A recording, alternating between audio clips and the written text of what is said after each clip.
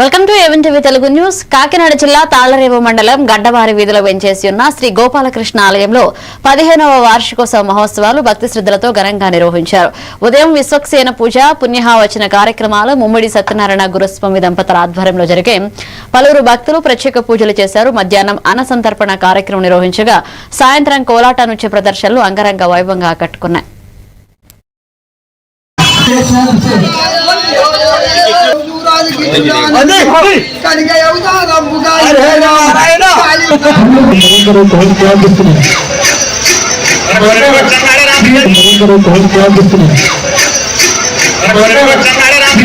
ఆ 3 గంటలు కూడా చాలా ఉత్సాహంగా ఆనందంగా మరి 2000 మంది భోజనాలు పెట్టి కార్యక్రమం కమిటీ వాళ్ళందరూ సహకరించి చాలా బాగా చేస్తున్నారు.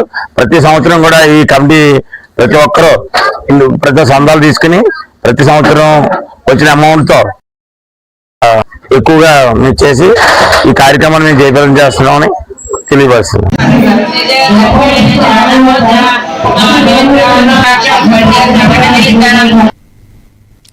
పార్వతీపురం మన్యం జిల్లా